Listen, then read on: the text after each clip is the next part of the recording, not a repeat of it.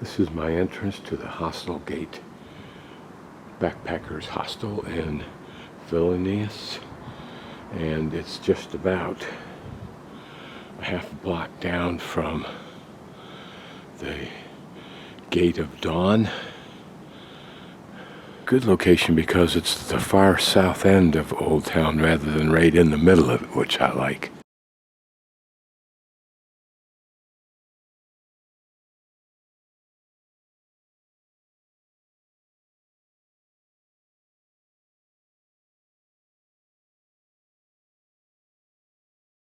And this inside of the Gate of Dawn is actually pictured on my hostel bedroom wall. This Gate of Dawn is in the wall of the Old Town, probably rebuilt at some point in time, if not many times, due to the incredible number of assaults the city has undertaken in the last 1,000 years.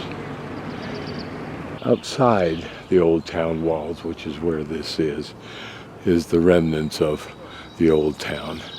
Remember, it's not that long ago, 20 years or so, that maybe 30 now, that this city, this country, liberated itself as the first country to do so from the Soviet Union. I'm always intrigued by what looks to be old and funky. This is some kind of a knick-knack shop, I think.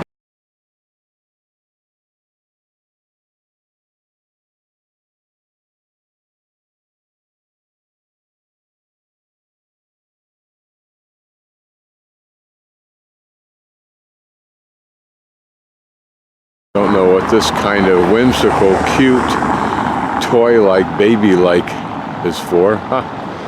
Another one of our balloons, and they do have baskets hanging under them. Interesting.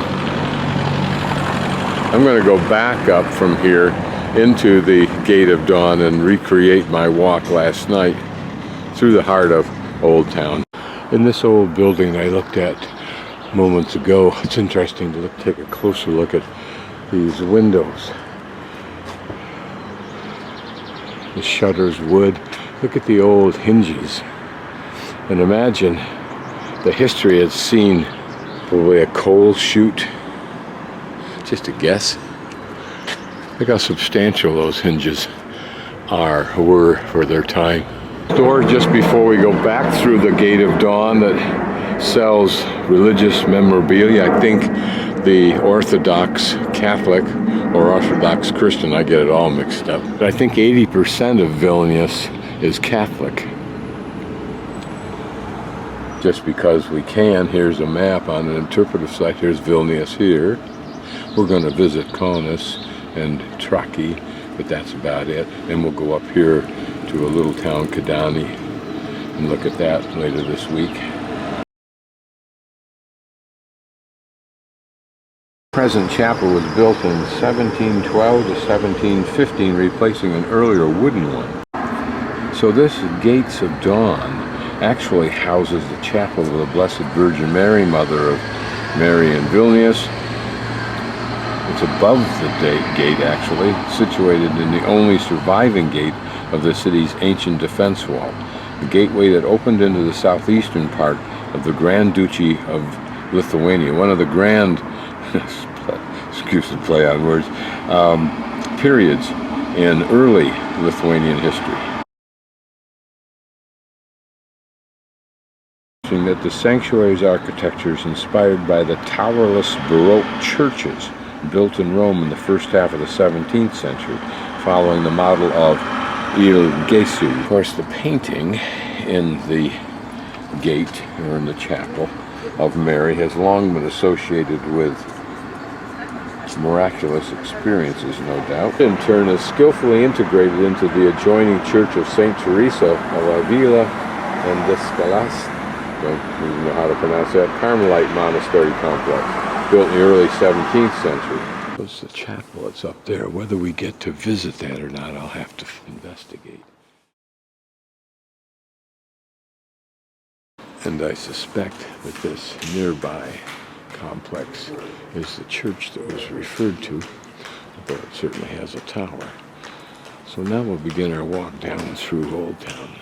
Your shop, reflecting the importance of amber to this whole region. We talked about the amber trade all up through Poland and up through this area. It was among the first 5 gates built in the 16th century. May be the entrance, but I'll wait till later before I try to get inside. Just to orientate you, on the left is my hostel, discreetly hidden behind that little sign and open door. And always has been apparently a very heavy Russian influence. These, I believe, are those classic Russian doll sets. The little one to the right, each one slides into the other. This locked gate, we'll take a closer look later on my visit, but it looks as though it's a setup for shops, but displaying some of the old artifacts of the culture. And for another visit, still another church. And this is St. Teresa Church, I believe. Just down the street from the Gate of Dawn. Another jade shop with some elaborate examples of its artistic use.